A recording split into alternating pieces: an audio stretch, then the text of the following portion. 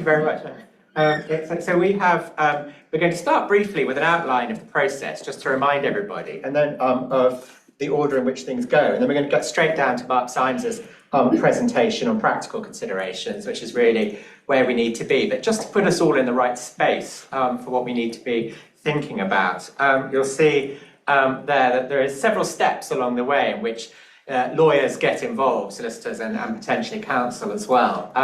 The first of all, often it's when the Home Office turn up unexpectedly at your premises, if you're an employer, and as we put it down as breach detected, but as many of you know, there's a little bit more drama to it than that, as a bunch of people in high-vis tabards turn up and start asking questions of everybody, left, right and centre. That'll be the Home Office. Those were the slides. And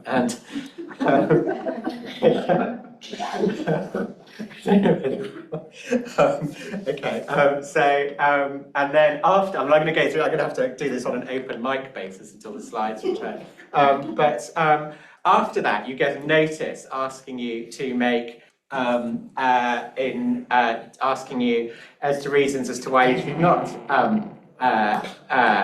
receive a civil penalty. So there's an encounter, I suppose that's the best way of putting it. And then you get a civil penalty referral notice served, and the question is, so that you know that there's been this moment, and then you get an information request, and so that's the first opportunity at which you may wish to say things. And we're going to go through the different stages, but there is, of course, there are three aspects to this. So, you know, is the person employed? And do they have the appropriate authorization to work? That's the first question, really. Second question is, even if there's some level of infraction, do you have a statutory excuse? And then the third question is whether or not you have to pay a penalty, and if so, at what rate. So we all know that. And so in the information request, you get to respond to the initial Home Office inquiry, and that's your first opportunity. There's then a decision, potentially, which can be to impose a civil penalty notice. And it comes with prescribed formalities in the notice, which are prescribed by statute. Or you might get a warning notice, because they have discretion as to whether or not to impose a civil penalty, as to why not to impose one on this occasion. Or no action notice where there's no liability found. After that, and then you see there, of course, the factors which the Home Office consider. And these are the things that Mark is going to drill into in more detail, and before we get on to the question of appeals and how they work.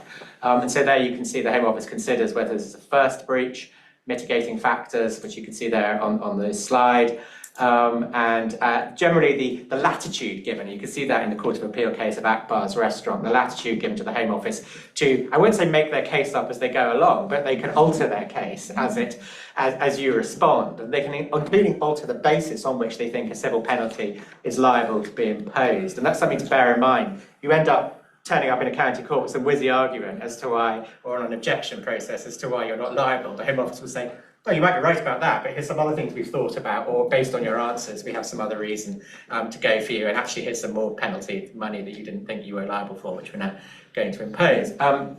And so, of course, then the next issue is whether or not to pay quickly and get the discount, or whether to pursue an objection. And of course, if you pursue an objection, the discount can become available again if it's unsuccessful. And again, the time limits are prescribed by statute. And then there's the objection review. Mark will give you lots of tips on what's going into that, and then the outcome. And you have to go through the objection process if you want to pitch it all to a county court judge, to a circuit judge on a statutory appeal, a county court judge in England, sheriff in Scotland, county court judge in Northern Ireland, and county court judge in Wales.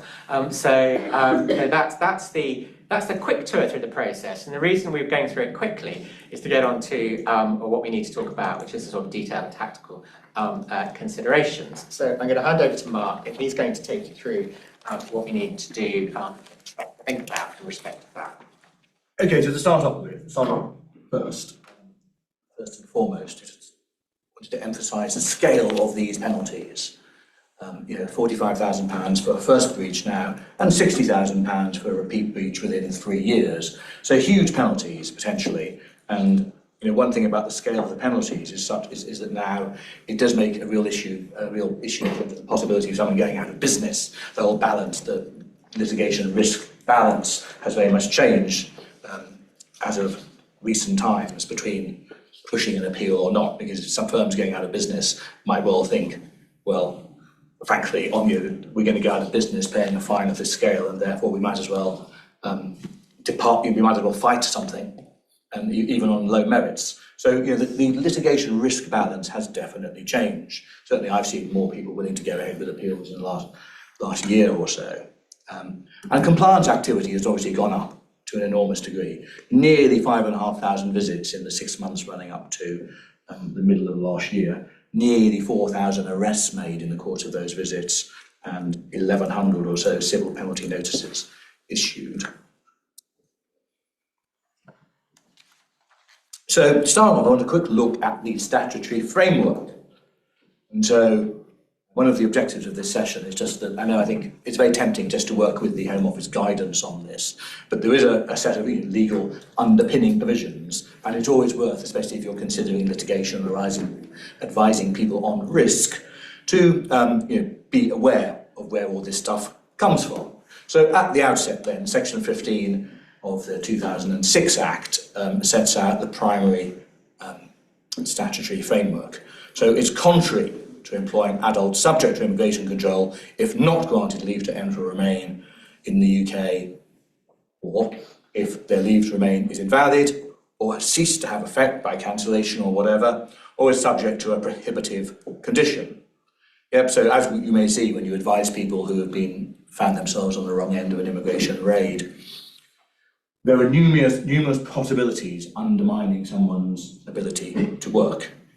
It may be that the employer did a legitimate right to work check some time ago, has failed to done a catch-up check for someone with limited leave, and therefore hasn't realised that had they simply logged on and done a modern check, they would have picked up the fact that this person's permission has been cancelled. An awful lot of people don't even seem to know their permission has been cancelled, probably 4 or 5 significant cases in the High Court and Court of Appeal in the last 5 years or so, all turning on whether or not people had received notice of the cancellation, which is a reminder that possibly applying a kind of holistic approach, sometimes one might want to be delving more into the immigration history itself to see if actually one could get right back to undermining the immigration decision in order to remove the foundation for the employer's purported liability. Yeah, so issues that then arise, so for example, conditions is one of these possibilities. So both skilled workers and students can have relevant conditions. So for skilled workers, for example, supplementary employment is a very common issue in terms of compliance raids at the moment.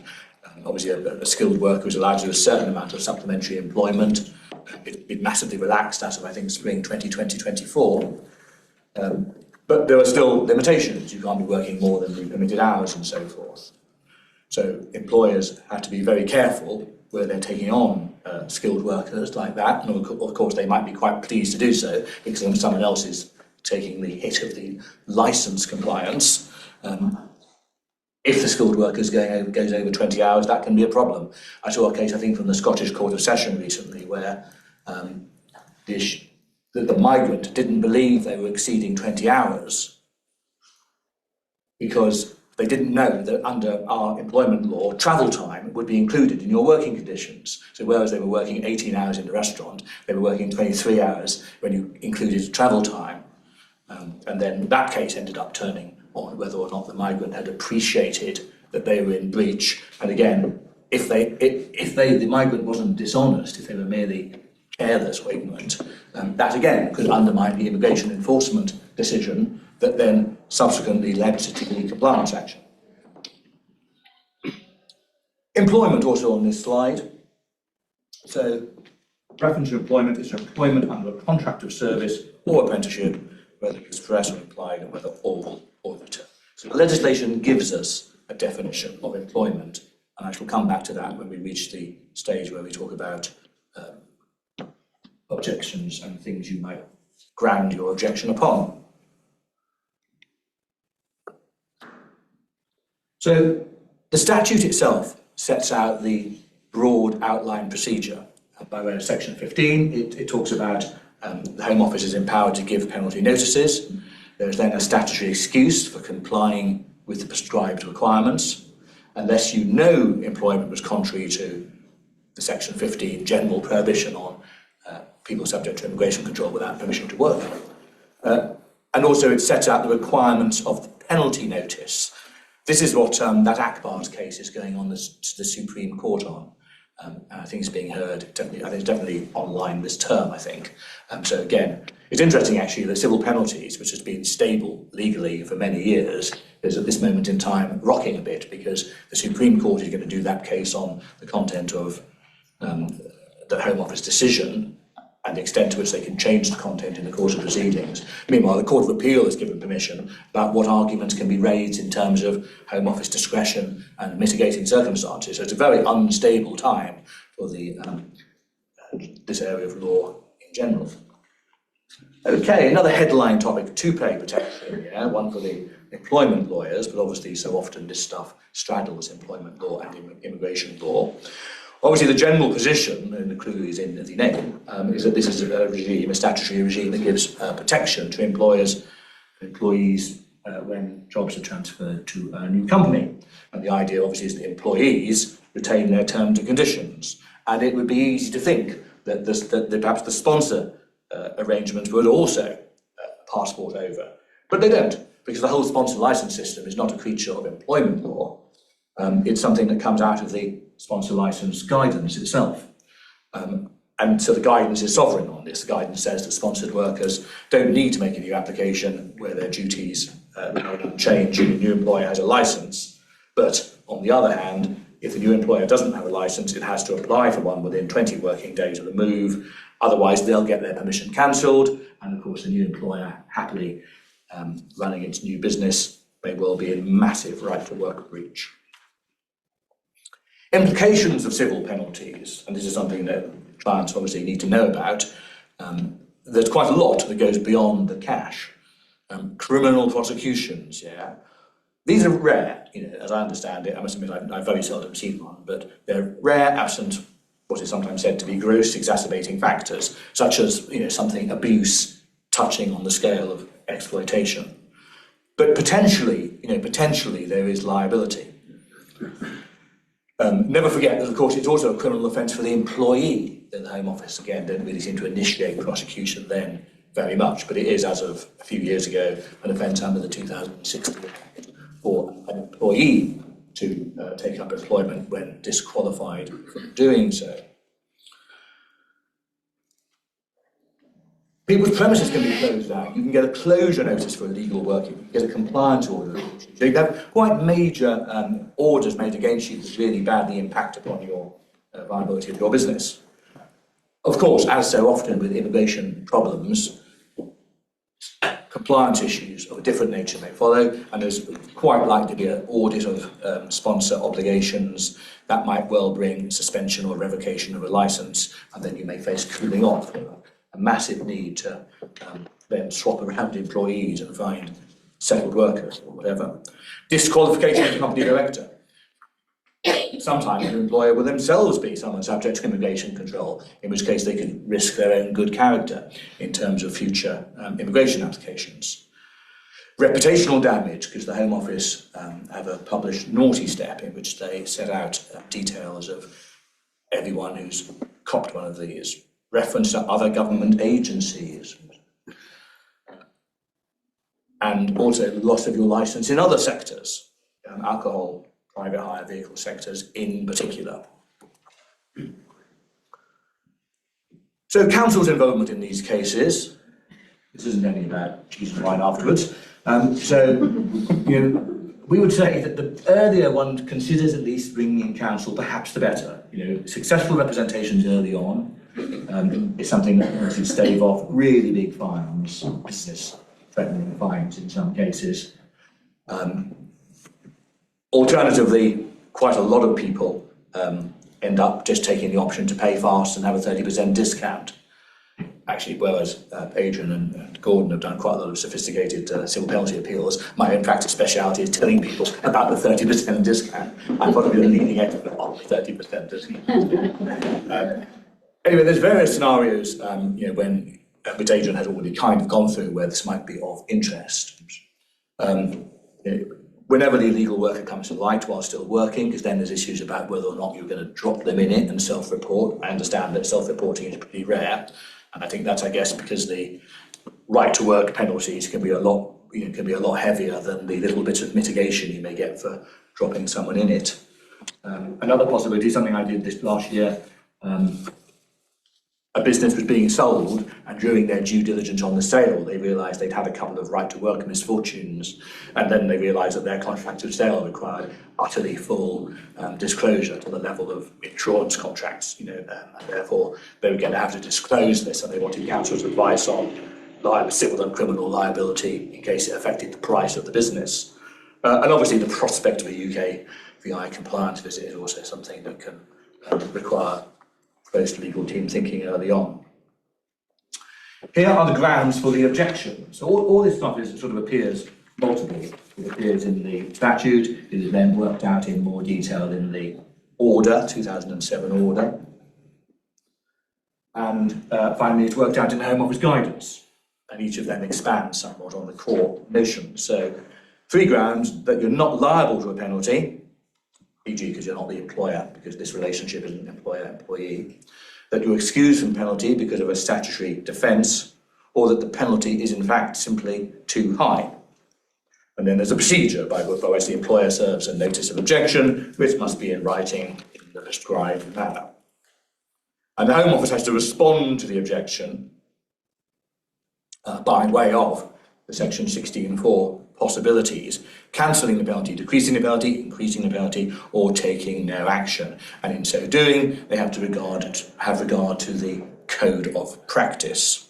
Next, grounds for objection. So overall, and the possible grounds are not liable because you're not employing the individual. The next one is establishing a statutory excuse. And the statutory excuse is there. The legislative foundation expands a bit out into Article 3 of the IREU 2007, Immigration Restrictions on Employment Order 2007. Adrian told me I had to make this interesting. You need Billy Connolly doing this to make the 2007 order interesting, I've got to say.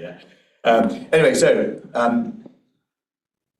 when you look at the 2007 order, you'll notice that it follows the structure of modern immigration developments. So each time, obviously 10 years ago, even less, most of the right-to-work checks were done on paper. And so the original terms of the order were all focused on copying documents and so forth. Whereas now, increasingly, more IT solutions have been put in, like the degree of compliance with a Home Office employer checking service, or the use of these IDVT, identity service providers, and so forth.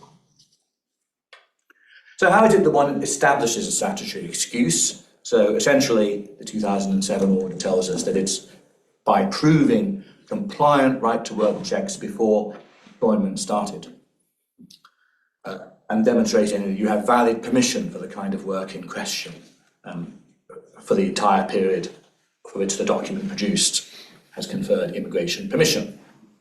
And also, upon the expiry of the immigration permission in that document, if the employer shows that they're reasonably satisfied of some outstanding application to extend permission, in which case you get an extra 28 days protection. So the defences, Article 5 of the order deals with this. You need to produce the relevant documents or online or a credible record of the online right-to-work check that shows that the relevant work is permitted, and you have to show that the check was prior to the commencement of employment. Regulation 8 tells us what a valid objection notice should include. I mean, I guess the pro formas are supposed to include this, but it's interesting that the order itself actually lays down a whole series of distinct criteria, albeit prosaic ones like name and address and contact detail. Interestingly, that if you're taking the instalment option, then you have to show the plausibility of your ability to pay quickly, so you need bank accounts and so forth. Record keeping is a statutory excuse. So Article 6 points out, and this is now a kind of working out of some of those general notions in the primary legislation we saw a moment ago, that you need to take all reasonable steps to verify a document's validity and ownership, and to check that the photograph is actually of the employee and that the birth date is consistent with their appearance. You need to retain a record of the date of the right-to-work check. You need to retain a record securely for 2 years after their employment ends.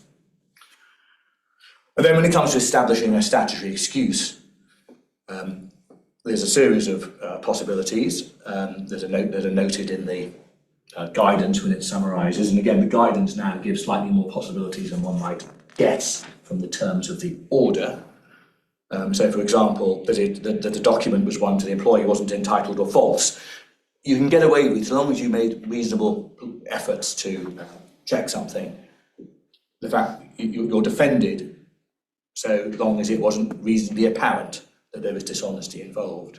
You mustn't have actual knowledge of disentitlement to work. So it doesn't matter how good your record keeping is, if in fact something shows up in an email that it was you knew the employer had subjective knowledge, or their human resources team did, that there was no entitlement to work. You have to show that you use the official government.uk website. But this has been flagged up in Home Office guidance twice in the last 18 months, so I'm not quite sure how it works. It seems that someone had the nerve to put up a fake employment checking service. So I'm not sure if that was done in cahoots with dodgy employers, or if it was just sitting there online with almost exactly the same IP address as the correct one. But anyway, the Home Office say you've got to be using the official one. It put me in mind of setting up a bogus super premium service in which I would drive around Mayfair, knocking on people's doors and asking for 20 grand and stamping their passport.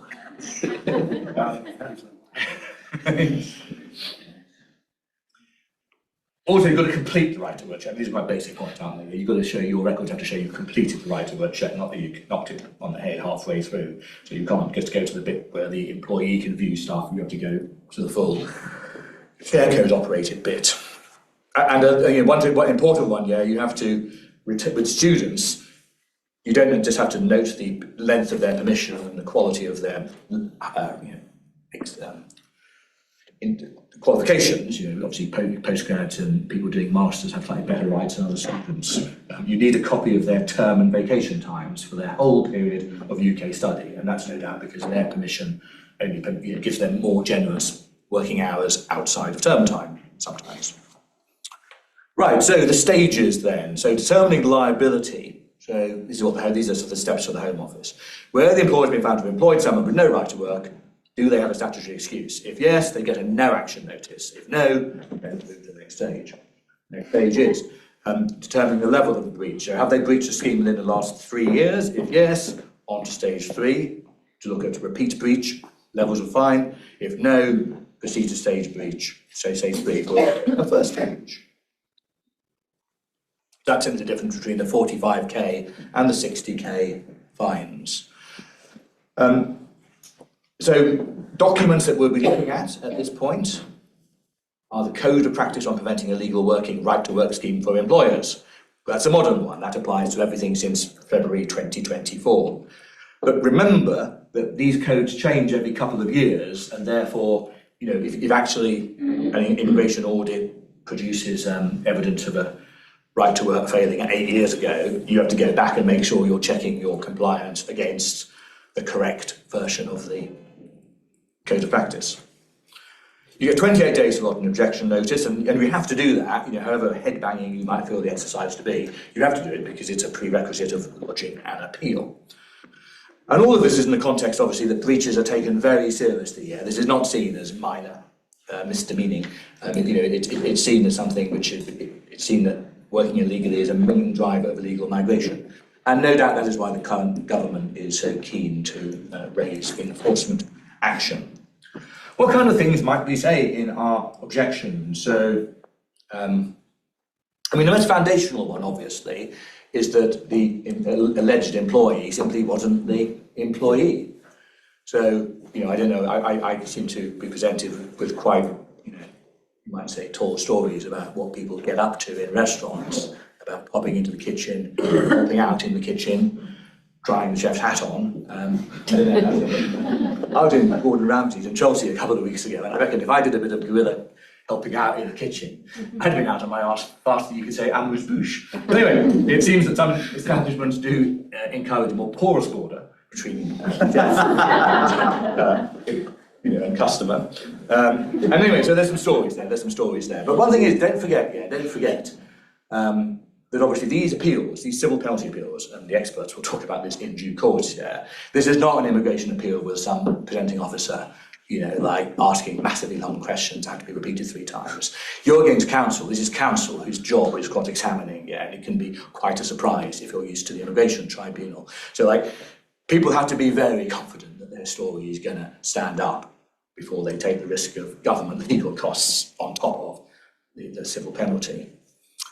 A more promising one that I came across recently, though in fact actually the appetite for litigation risk of the client was limited until they didn't go ahead with it, was the notion of guerrilla cleaners. So they just bought a business, and 1 week after they bought the business, some cleaners turned up and just cleaned their, amazing, isn't it? These cleaners turn up and clean their business without their plan, without having no knowledge of it. And at that moment, the immigration service raid them in a stroke of massive bad luck.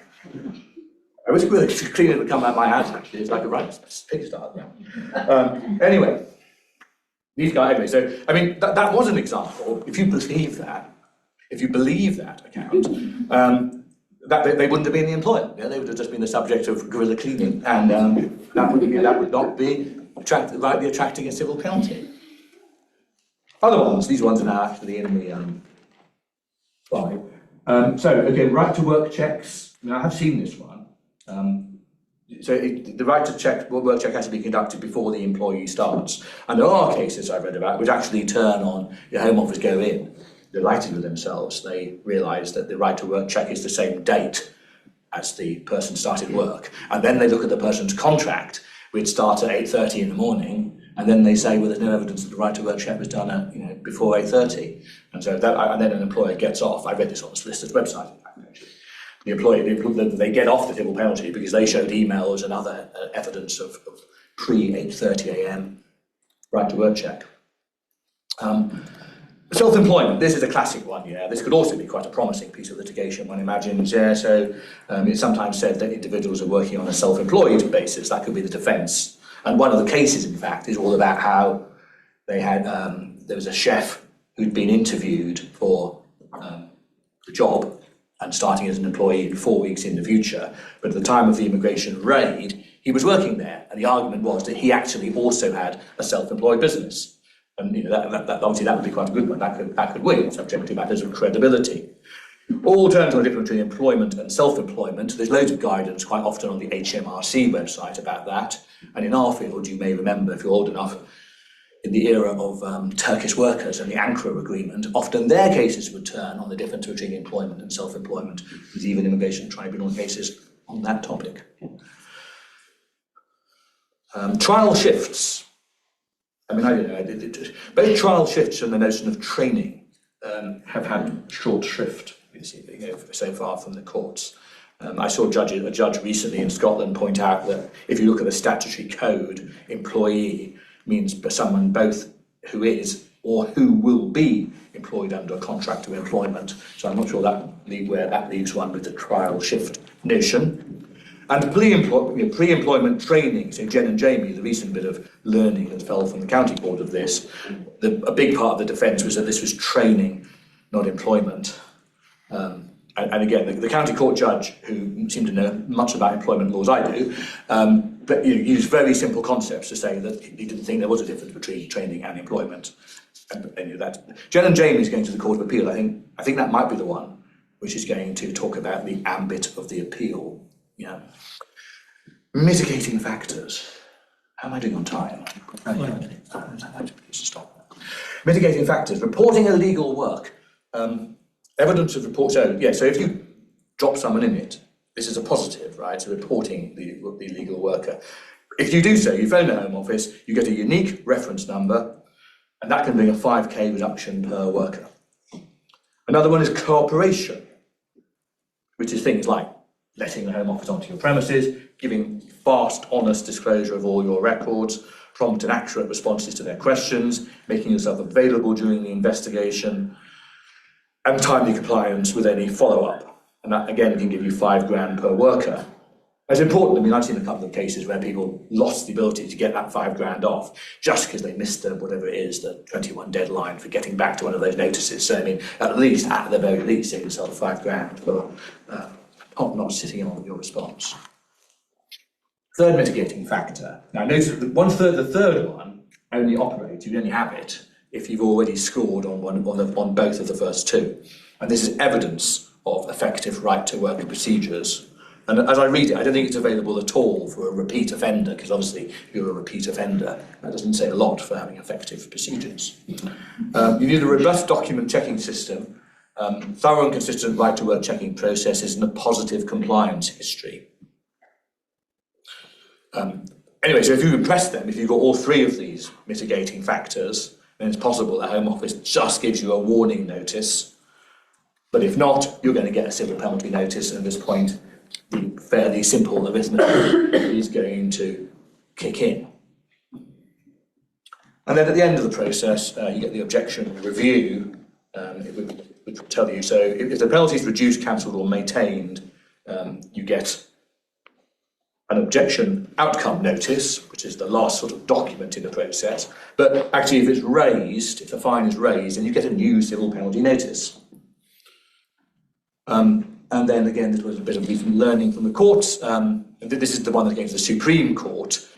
So far, the Court of Appeal tells us that decision letters don't have to do any more than identify the fact that the Home Office understands a person has no right to work.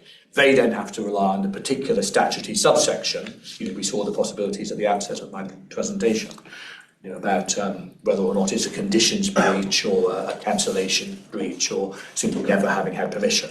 So we'll see what happens in Akbar's restaurant. I was talking to Zain Malik, who's doing it for the government, I think.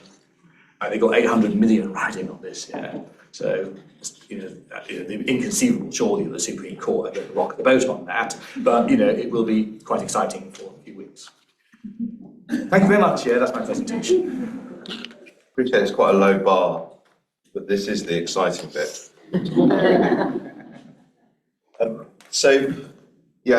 Whilst some people are busy settling claims almost as soon as they come in and taking their 30% discount, some of us are struggling in the lift up to the County Court, central London, trying to keep a straight face whilst an exhibit of a photograph of a man with a chef's hat is shown to us. With the explanation that he was a guerrilla chef.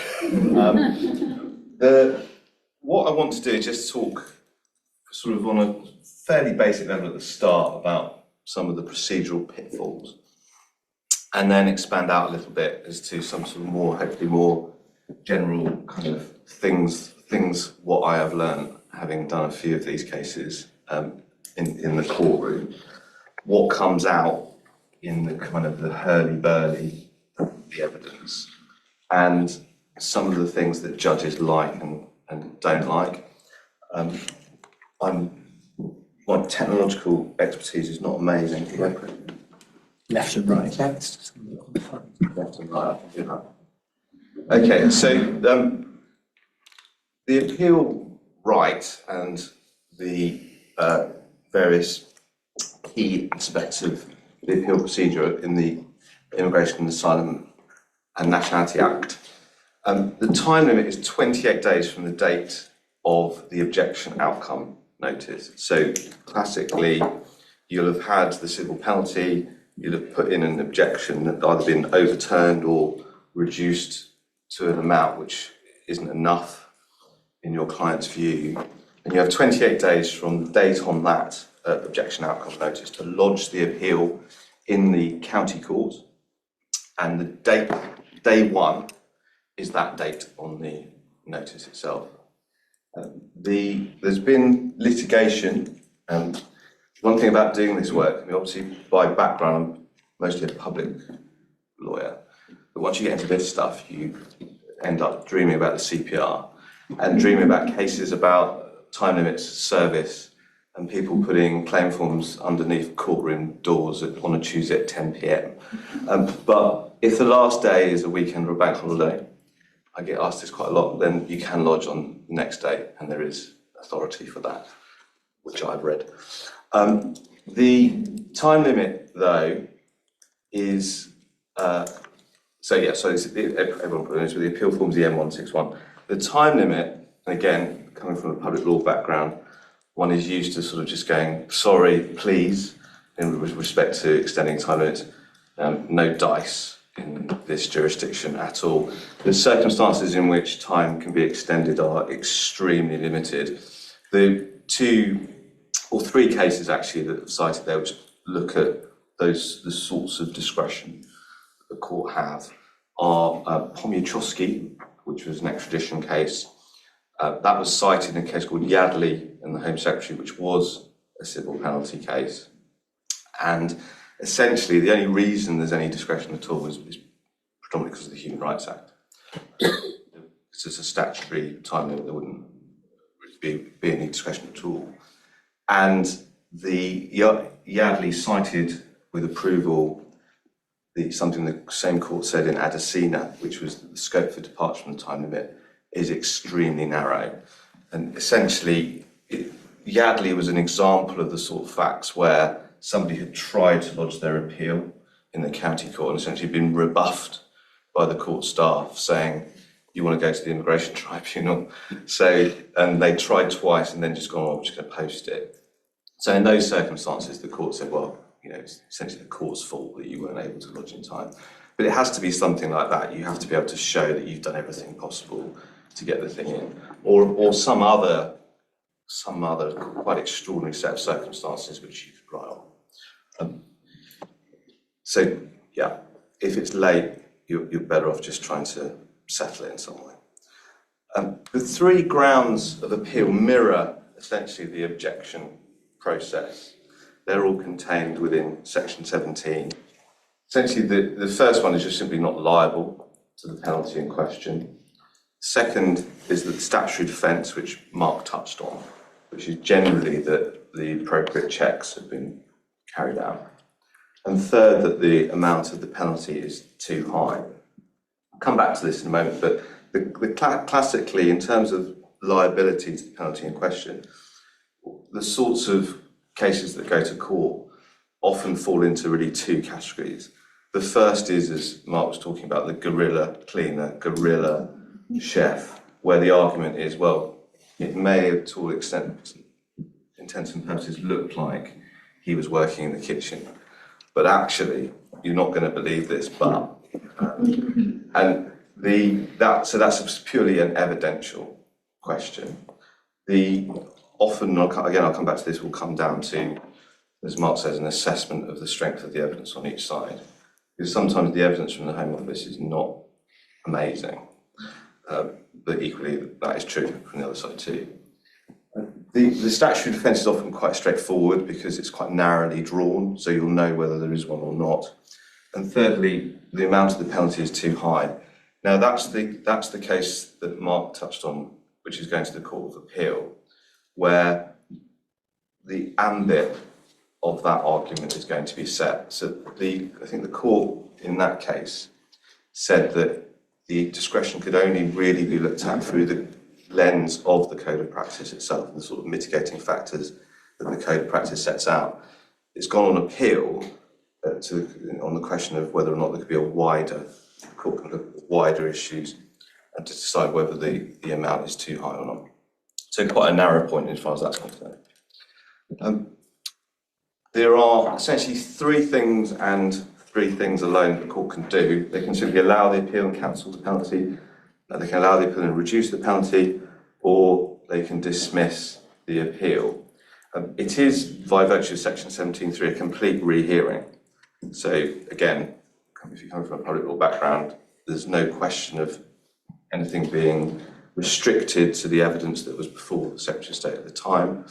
There's no question of any real deference to the Secretary of State's view as to the evidence of what's happening. Equally as well, and this comes up quite a lot, the Home Office's view of the immigration status of the individual concerned is obviously relevant, but certainly not deserving of any extra weight or anything else. And they quite often get it wrong, particularly where there is an EU element. Obviously, those cases are getting smaller and smaller, but there's a lot of cases where they didn't appreciate how the withdrawal agreement operated. And so you had people who had applications that were outstanding under the USS or had applications for reconsideration that weren't showing up on the system, and the employers were being accused of employing a legal worker. And I have had a case where it sounds funny, I shouldn't laugh, it's not really very funny, but it was at the time, where the worker didn't know that he was legally entitled to work. So when I took the case on, I sort of looked at the EUSS point and well, he did have a right to work. And the employer's response was, really? So the Home Office's view can often be entirely coloured by what's on their system. And as we all know, that's not fallible. So as I say, there's no deference to their position. I think Adrian and I will both touch on different parts of this, but whilst it's an appeal, strictly speaking, an appeal, it really is a trial, for all intents and purposes. It follows the trial process. Each side calls evidence. There's the same rules of evidence, same rules with regard to, generally speaking, the witness statement requirements. And something that I've put this because it still catches a lot of people out, is these very strict requirements now for the production of witness statements from people who don't speak English as their first language. So if someone's not able to give evidence in English, there is a very strict procedural rules as to how their evidence can be produced. So basically certificates from the interpreter translated in a particular way. So CPR practice direction 32, because I have had one case where every witness statement was struck out, not in a civil penalty appeal, but in an unlawful detention claim. And that made presenting the rest of the case quite challenging. Luckily, the burden of proof is on the respondent in that, so we could say something. But yeah, judge said, look, this isn't compliant, it's all going to go. So that was it. In terms of the evidence, the standard of the Home Office evidence is often the immigration officers the source of the Home Office evidence is often the immigration officers who did the raid or the visit. There is sometimes suspiciously fluid admissions by the alleged worker as to what they were doing, which fits very neatly into the definition of an employee, notwithstanding that English isn't their first language, and that they swear blind afterwards that they didn't say it. So there is, I think, some judicial scepticism about that evidence when an immigration officer says, yes, I asked him what he was doing. He said, I'm working here under a contract of employment at the direction of my employer. So they're not, judges aren't stupid. They can see that a mile off. There's often also an evidential issue about translation, because often what happens is they just call language line. They get an interpreter who then interprets it, but there's no, having gone through all the rigmarole of CPR practice direction 32 to ensure the certification of the translations, you then just basically get an unknown translation from someone, which we're supposed to rely on as gospel truth. So even where you have quite unhelpful admissions produced by the Home Office as their evidence, they are often quite challengeable in the course of cross-examination. And also quite a lot of the immigration officers that I've cross-examined, they don't really remember a huge amount about the incident because it's one of many. So when you're asking them those sorts of questions, as not as fluent as they might be. So there's something to bear in mind when you're assessing the strength of the evidence against you. So the general approach in trials is, as things stand, and as Mark said, there are some movement in the legal thicket as we speak, but the respondent has the burden of proving employment itself. Often this is an odd area where there's a sort of interface between employment law, immigration law, civil litigation evidence. There's a number of different hats you have to wear in this, but generally speaking, in terms of the employment context, it's the leading authorities of Uber, Auto Cleanse, those sort of classic four-stage test. But the cases I've done don't often turn on that sort of nuance. It's usually the sorts of things I was just visiting I was just hanging out behind. I was helping a friend. I wasn't working. More that than sort of very nuanced approaches to your employment law learning. Respondent has the burden of proving there's no right to work in the UK. The appellant has the burden of proving the statutory excuse.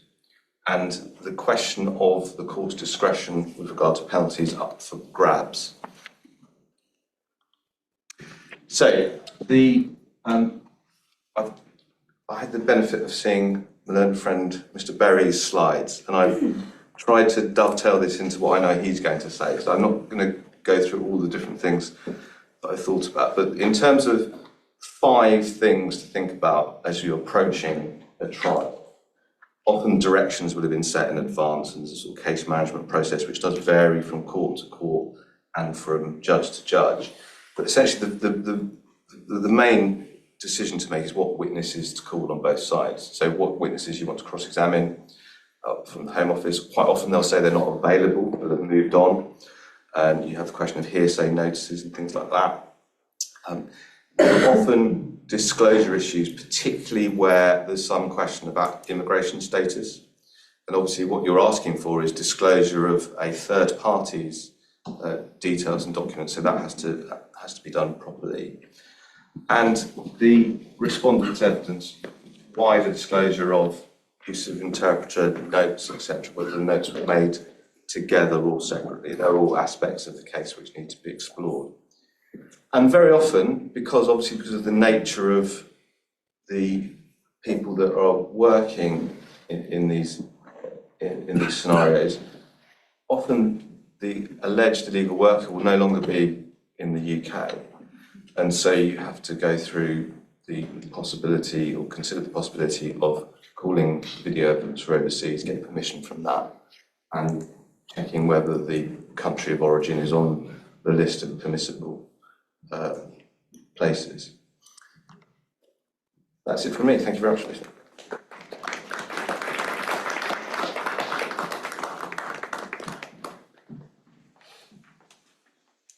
I'm going to try and pick up where Gordon left off, and we're sort of in the middle of the idea of what goes on in an appeal. And there are lots of things to think about. I mean, we've had the scenario of the encounter where somebody is allegedly working or not working, or is a guerrilla or an active service on behalf of the chef somewhere. But the other type of scenario is where, if you look at section 15, where there might be a penalty imposed, is, for example, where someone is subject to a condition preventing them from accepting the employment. And you get all kinds of different scenarios like that. For example, the person who's encountered, the employer is providing supplementary employment, but the primary employment, the person is in breach of their conditions of their primary employment. If you're allowed to work for an extra 20 hours a week, for example, if you're on the skilled worker route. So the first thing you have to do when you're looking at a civil penalty and thinking about the case strategy, if you get to an appeal, is to figure out what sort of case it is. Is it the encounter in the restaurant kitchen? Or is it something to do with, if you like, sort of stricter elements of the conditions of leave which have been imposed, as opposed to whether or not you have authorization to work at all, which is the sort of scenario we've been dealing with. And the reason that's important is because we have to determine the case strategy from the outset. The initial analysis, insofar as the immigration status of the employee, in inverted commas, this immigration status they have, will determine the sort of witnesses you have, the strength of your evidence, the legal merits of an appeal, of a penalty reduction, of what you would need to prove in a trial. And so getting it straight from the outset determines you don't just be cross-examining Home Office witnesses on any reckoning. If there's a question of, say, for example, on a breach of conditions, as opposed to whether or not you have authorization at all, it doesn't really matter necessarily what the Home Office officer who encountered the person in the restaurant kitchen thought. The question is, are they working 20 hours a week or more? Who looked at that evidence in the Home Office? It probably wasn't the person who did the field visit. It's going to be somebody back at HQ who you want to cross-examine, potentially, or not at all. It may just be a question of looking at the immigration records, and there may be no question about the veracity of the record. Or if the person wasn't working in their primary employment, how can the secondary employment be anything other than a breach of conditions of the person concerned, the so-called employee? So getting that kind of analysis right at the outset, what infractions do the Home Office actually have? What have they got? and what might they get? Because, of course, if they can move, depending on the outcome of that case in the Supreme Court, that's going to make a difference. So thinking about this, what's going on in a really dynamic sense, who are your witnesses going to be, is no good just putting up some patsy from the firm who as a witness, because they say, well, that person, they can answer all the questions in cross-examination. And then the boss sits at the back of the room, is smiling at him and putting thumbs up, and he actually knows all what's going on, because you might get penalised, in terms of the submissions made at trial in that respect. So that's another question, right? Who actually speaks with authority to the points that are actually an issue on the civil penalty? Witness selection is incredibly important. And bear in mind, I put on the slide this question of the role of a civil penalty. It is like a Part 7 trial, as Gordon said, but the point about a civil penalty is it's not just party-on-party litigation.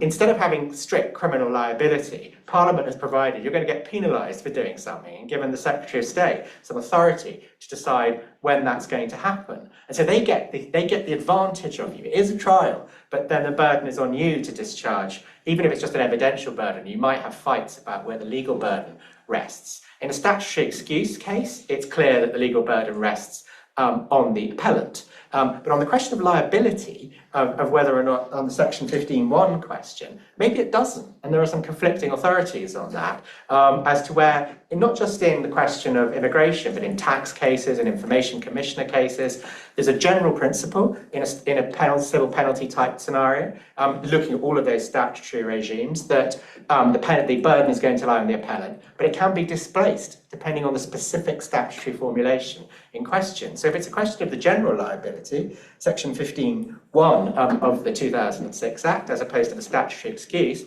Section 15.3, there may be something more in play there. And so it's worth thinking again at the outset, when you're thinking, what do I have to prove? What hill do I have to walk up to get there? Those sorts of questions actually matter. So early case analysis is important. Directions for trial, that because you've worked it out, what you need to do, who you're likely to need to lead yourself as your witnesses, what sort of evidence you have already, what might become available on a Home Office disclosure.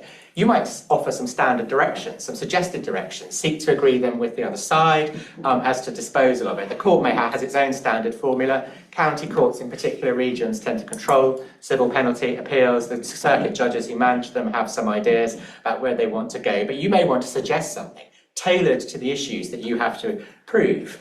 And then when you get disclosure from the Home Office, because remember this is a sort of pseudo Part 7 type thing, you may have to revise your analysis of the case, revise your judgment about the merits and the cost benefits of proceeding, because there may be a smoking gun there. There may be something which you think, I really need to talk to my client about this, and I really need to see if the merits are still the same, whether I need a different witness and so on. So looking at the disclosure stage, while your statements are all in draft, is going to be critical. And then think about, at that stage, you have to reassess who your witnesses are. If the employee, inverted commas, has gone overseas, do you need to comply with the CPR requirements for overseas evidence? Obviously, we're not in the immigration tribunal. They do things slightly differently. And so getting permission for that is going to be important. Home Office witnesses, Gordon's absolutely right. I've had many cases where the Home Office say, oh, well, we can't produce this person because they're working on that day, which isn't really much of an excuse, or they'll be somewhere else doing something else, and it's like, well, it's a trial, isn't it? You want to turn up, or we're going to apply for a witness summons. So it has. So bear in mind, there'll be people back at base who control any immigration raid, and they may have their own notes as to why they decided to impose a civil penalty. There'll be a person in charge of the civil penalty issuing. There'll be the field officers from the Home Office. You may or may not, having gone through their sort of, remarkably similar notes from any field encounter, that you may decide to cross-examine them. And that can be very rewarding, not just in the therapeutic sense, because you get to cross-examine the Home Office. So it is a cheap alternative to therapy, but actually because it sort of proves they don't really know what they're talking about in some senses, and it's, and obviously, if you are, you're there busy cooking in the kitchen or something, their notes, even if they're brief, may be sufficient. But there may be a whole range of other scenarios where they're just hopeless and they just really don't know what they're looking at. And so think about that. If it's point of law in a case, is this person an employee, or are they working in breach of conditions because they're not doing their primary employment and they're doing supplementary employment? You may still need evidence by way of witness statement, but you may not need to have oral evidence.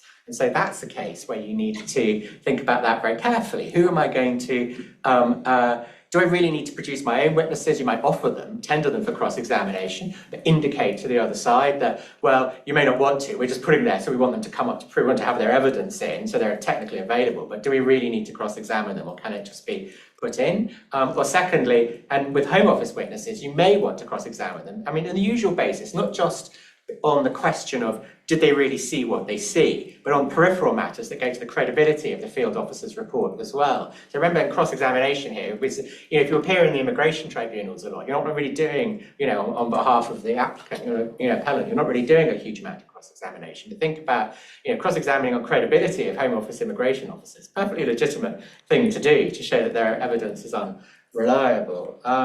And then, of course, just like to put skeleton arguments in, but don't forget that you have to have draft closing submissions because it depends what happens in the evidence. You'll have to adapt. If you have a trial that goes overnight, you've got a 2-day case, then of course you'll get time to write some more closing submissions as you go along. But you have a working draft. It may be different to your skeleton. The evidence, you have the respondent skeleton to deal with, you have the evidence to assimilate. And that's something that if you're doing immigration tribunal hearings a lot, it's not meat and drink, and then costs.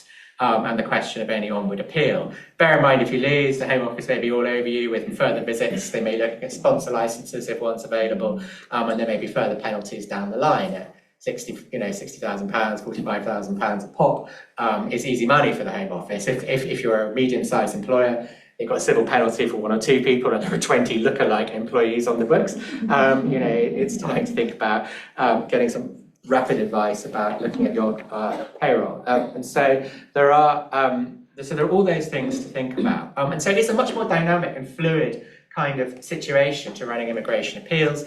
It's absolutely manageable. They are small trials. They're not, if you do civil litigation a lot, if you have that experience or that background. It's just that the CPR is vastly more complicated than the tribunal procedural rules. Lots of nuts and bolts, lots of footnotes, lots of annotations. Gordon's touched on them, in terms of witness statement evidence and compliance with Practice Direction 32, but it cuts across everything. And the degree to which the Secretary of State looks at things like hearsay notices and the requirements of such things will vary from government solicitor and government Secretary of State's counsel from one person to the other. Sometimes these will be at the heart of a case. Sometimes they won't bother thinking about them, and you don't really know. You take your chances, So it just has and so it's once you've done a couple of them, you get a much better feel for them. And if sometimes you get to the objection stage and they withdraw, or you get before the civil penalties imposed, that's fantastic. But because there isn't a huge amount of controlling case law from the Court of Appeal, and because we're looking at often county court judgments, I'm not saying they're not persuasive, but it's not a senior court of record, and they don't bind. And so, and because statutory appeals take their place alongside other forms of statutory appeals outside of immigration, so on burden of proof issues, standard of proof issues, as I was saying, there's case law from other jurisdictions, tax and inflation and so on, where that may be relevant. You've got to think about the field of inquiry when you're doing your legal research is broader. You're not just looking for the civil penalty cases in immigration, when you're looking for tactics and issues about how to use civil procedure in dealing with these things.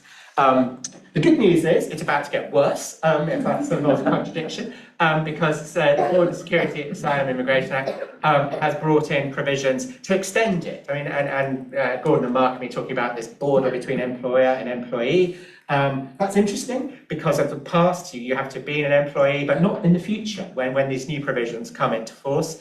You will still need to allocate a person who is the alleged person doing the work, if we can use that term in a non-technical sense. Are they an employee, a worker, as we're about to see, self-employed? Are they being matched through an online provider, and so on? But this question is about to broaden out. There's been a Home Office consultation already. It's closed in December.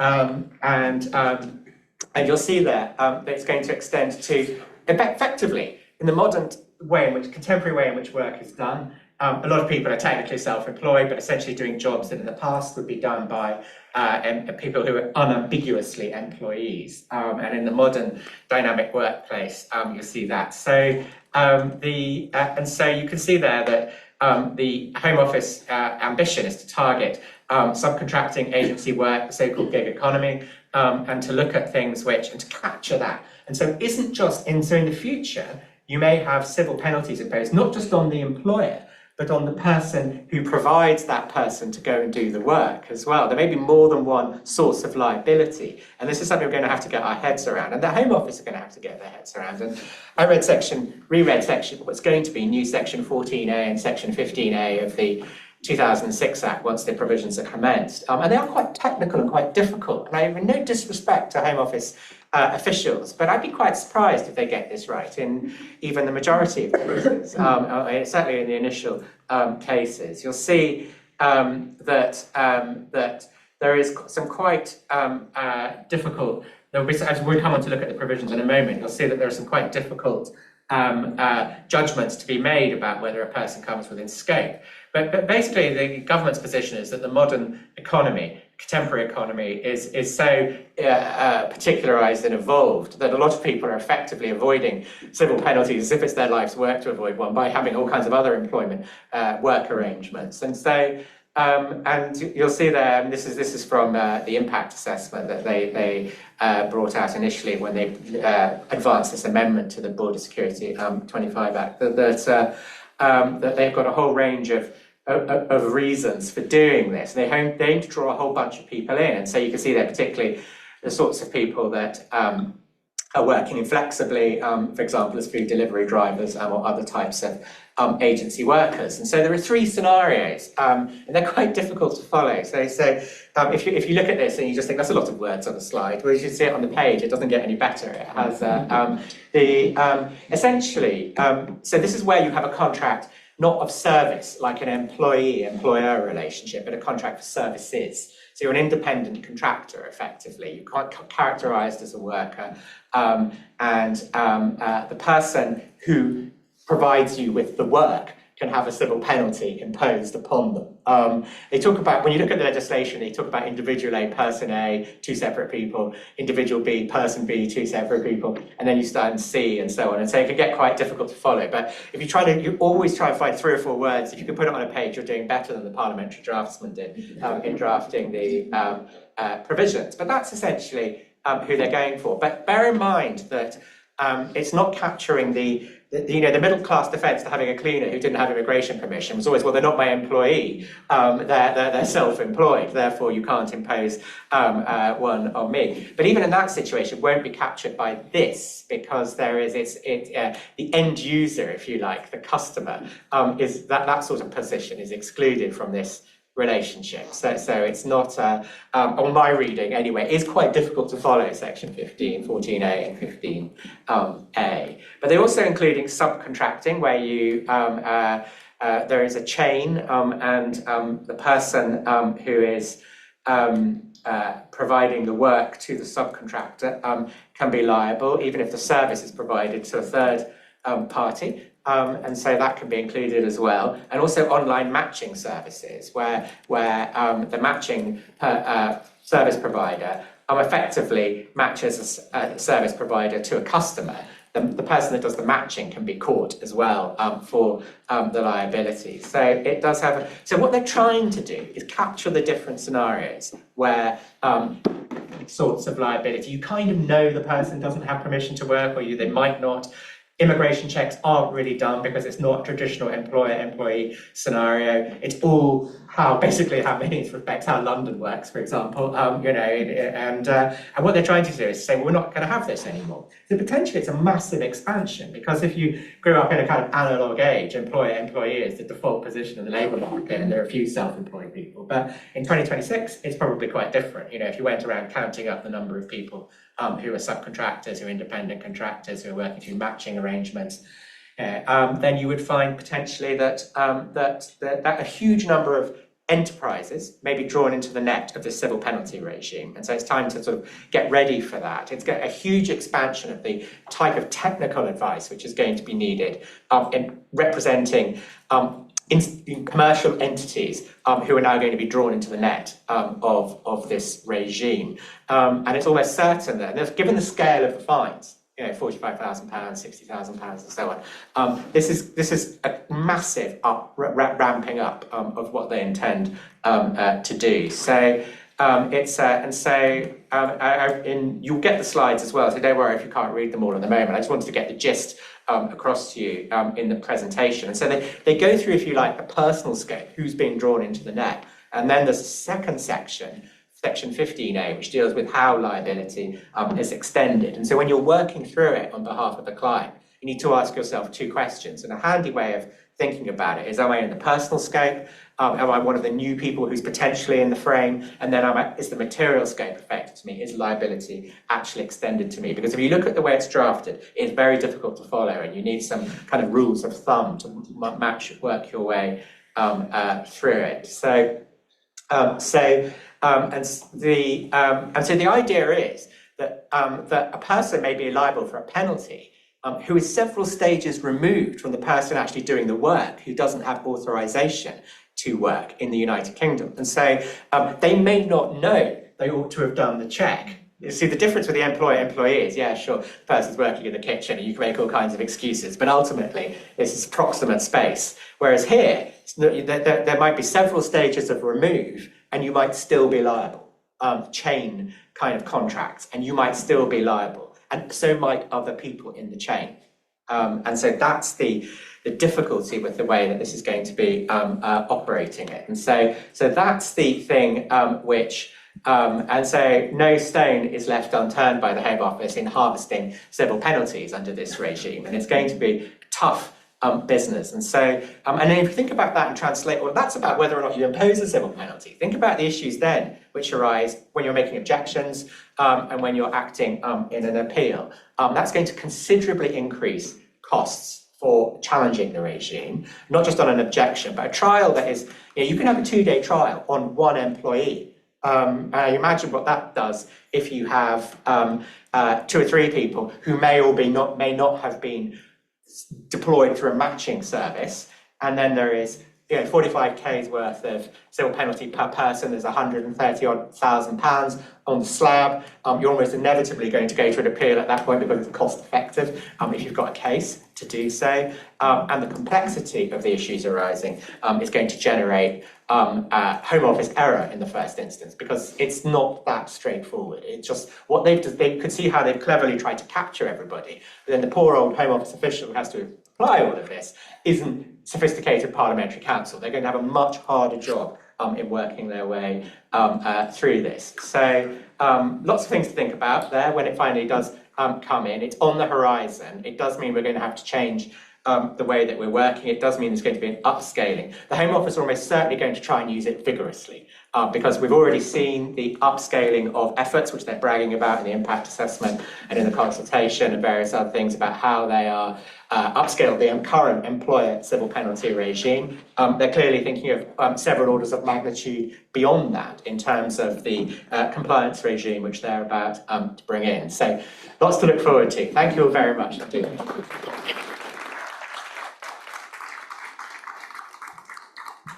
We do have time for questions, and then there is food and drink afterwards, which is why we're all here, obviously. So do ask some questions, because there may be some questions online as well, but we'll start with people in the room.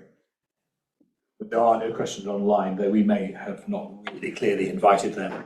But any questions, welcome. Yes, we have. Sorry, James. The first thing that comes to mind when you're talking about kind of capturing chains of subcontracting is the use of PA7 in the visitor rules. So if you're initially contracted to build a power plant or an offshore oil rig, and you have chains and chains of subcontractors who are sending workers to the UK for after sales supports, how would you protect yourself against illegal working happening in that context? You're going to be carrying out right to work checks on people who are here, and entering permission to, permission to enter on arrival. I mean, you may have to. It may be a question of protocols that people have to sign, sort of disclaimers. There may be a question of indemnity. There may be a question of questions of common stencils for who's actually on site in any particular place. But all these things remain to be worked out. Defensive practices are absolutely advisable in those senses, including potential indemnities as well. But there are. But ultimately, if a Home Office call it, they're going to have to, well, in a sense, the burden is on you. One of the problems is, unless you reverse the burden, and this is why I made a distinction between the burden being on statutory excuses, which is about document keeping, and on initial liability. In this scenario, why should the burden necessarily be on you if you're several stages removed? The law is flexible enough to put the burden back on the Home Office if we get a judicial decision, which, to that effect, they've designed it, they've sponsored this legislation through Parliament, they've made the chain of connection. Poor old you had no idea, and it just had and that's something, in all seriousness, that may need to be explored. Do you have any extra? Mark? Gordon? Not on that. No. Where's the question about the discount? Yes, it's Mark's question. Does anyone have Mark's? James has put his hand up. It's all very well that in this new regime where you're going to this liability is spreading out, and companies who don't think they would be liable will be.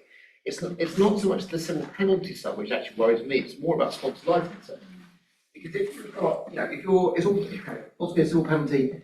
It's about the money, but you can pay the money. But if you're in a situation where you're an employer with a sponsor license, and suddenly you find this liability is being extended, and then you're suddenly caught by this, you can have your license revoked. If you're a big employer with a lot of sponsored workers, it has a massive potential of a massive impact.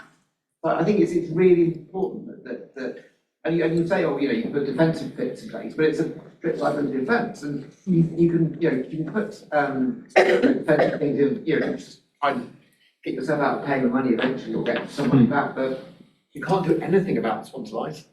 No, I mean, I didn't mean it was a defence in the sense of a legal defence, just a kind of culture of practice of how you operate might reduce the scope for strict liability, but it has but yeah, I agree. I think the interaction between these innovations and the way the sponsor licensing regime has been worked out has been extremely poorly thought through, particularly when in certain cases you can have a sponsor's license, you don't even have to be an employer in some cases, so it has and that can create problems. Sorry. I just had a kind of query about whether you'd had any experience with the actual serving of the notices in the first place, because we've had a few clients come to us, and one in particular, so they were a sponsor license holder, so the Home Office had authorising officer details, legal rep details, everything, and they chose to send the notice not to any of those people, nor to the head office on Companies House, or the address that comes up on Google, but a random office site location. And it then was just basically posted through the door, and obviously just ignored by people, and there's no one knew what to do with it, identified it as post, and then it got identified quite late. Now, on that occasion, actually, we managed to deal with it, but in terms of that service process, I presume you would use that as an argument as to how you can respond quickly enough. I think obviously there's a distinction between the period of time between the civil penalty notice and the time you have to put the objection in, and the time you have between putting the objection in and the appeal itself. So I think in the first instance, that just sounds unreasonable. Yeah. Like the classic kind of, you have to act reasonably in service. So I think there would probably even be an argument, I think, on an appeal on that basis, because you just haven't seen it. The test is fairly opaque and hard to pin down, but in terms of extension of time, if you can show that you've essentially done everything that you could to respond in time, and in those circumstances where it's on a random office mail pile, I think that would be, you'd want to put quite a vigorous argument in with that.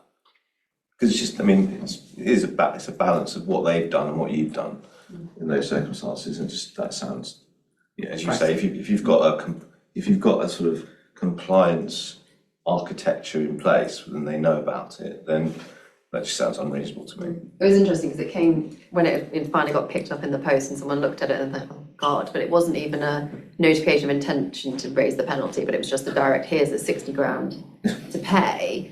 So our first contact with the Home Office was like, can we just check, is this like a phishing spam exercise that someone's going to do? And they came back and were like, oh no, it is legit. And we were like, right, okay, I mean, that's because they'd missed the whole process around asking for us to respond in the first place. So, actually, fortunately, we resolved it. But yeah, it was an interesting. Yeah, it's a good point, because it can be, you sort of expect them to have a set procedure and process that works, but it can be quite random. And you're right, I've had cases where I've had to get the solicitors to double check that this isn't some quite elaborate and well designed scam. Because you think, would a reasonable Home Office act in that regard? No, but that's not the test, obviously. So yeah, no, it's but in those circumstances, I think, I mean, you put yourself in the position of a judge looking at that, you'd be like, oh, come on, why you're effectively putting it under a door. Imagine if you're sort of serving on, I know, Google or something. But it's a wonder they haven't formalised it, say, with the people's concerned about, it's a classic kind of phishing tactic, isn't it? Make it sound really urgent, you're going to go to prison, and here's a huge sum of money we're requesting from you, sent to a random address. You think, well, I've just ignored that. It's like Mark's fake website that he's going to send. Yeah, exactly. Mark to you. We've got time for some more questions. We've actually got, in my capacity as head of technology,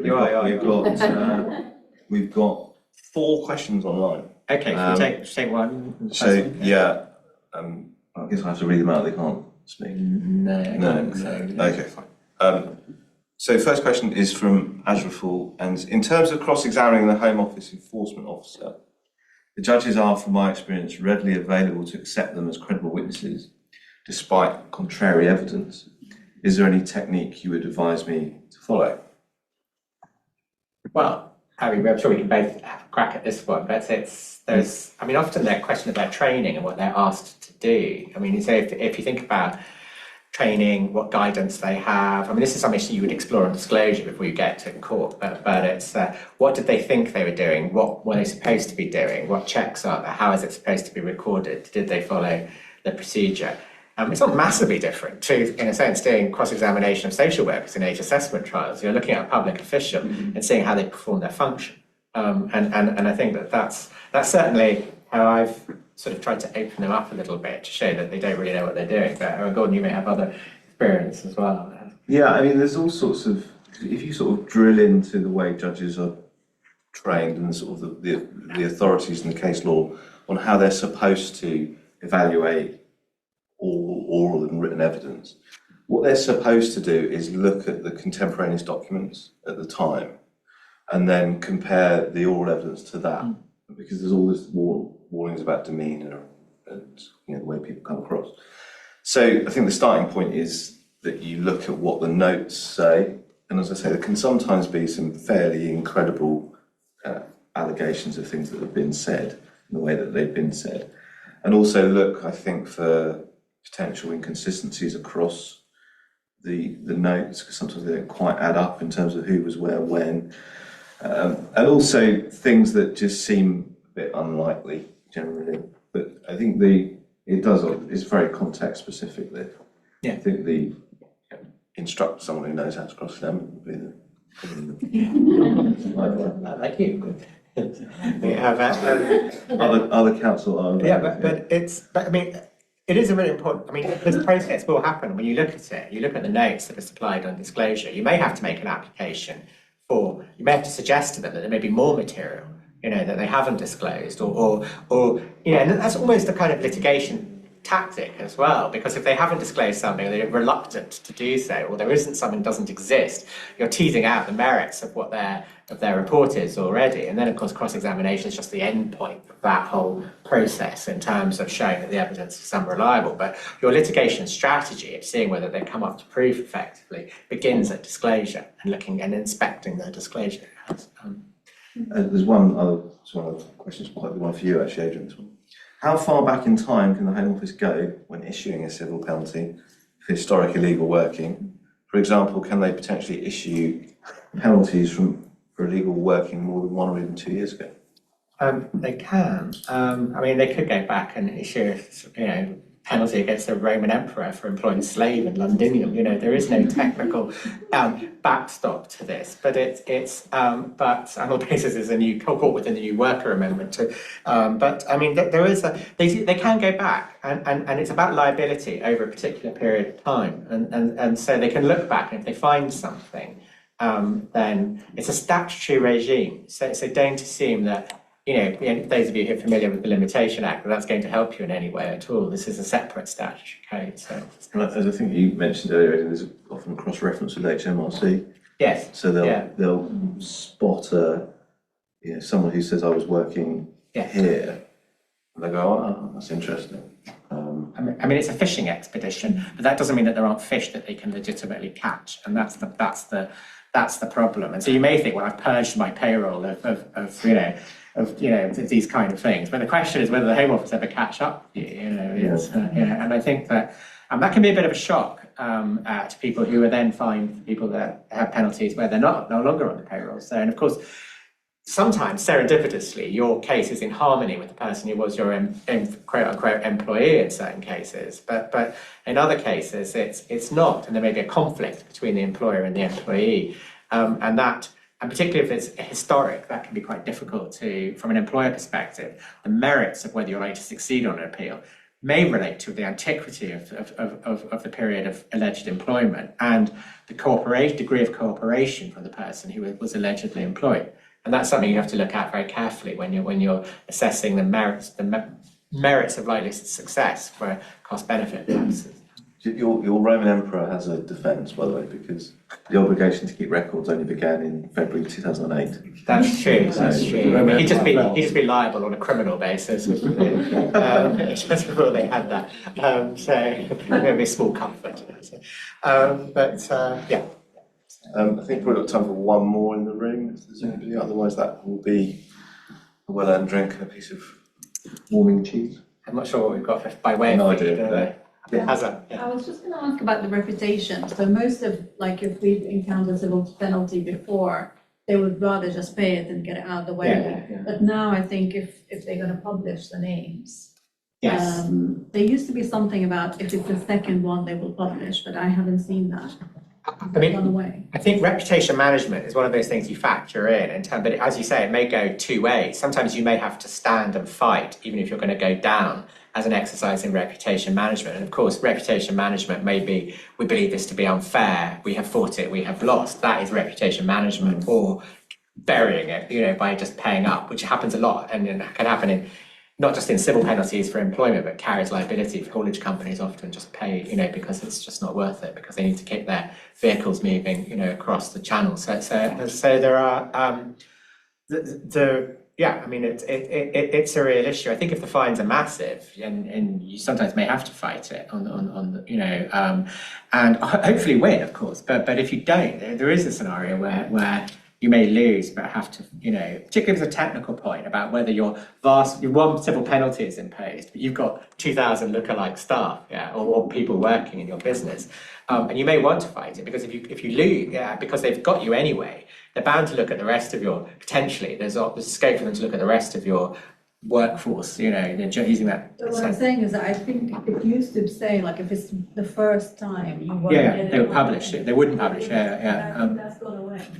Well, I don't know. I'm not sure whether, but I can imagine that if they find any fruit that they wish to, to display, then they will do so, and that they will not held to a promise that they won't do anything. They find something suitable to make an example of somebody. And everything is public if we go to court, right?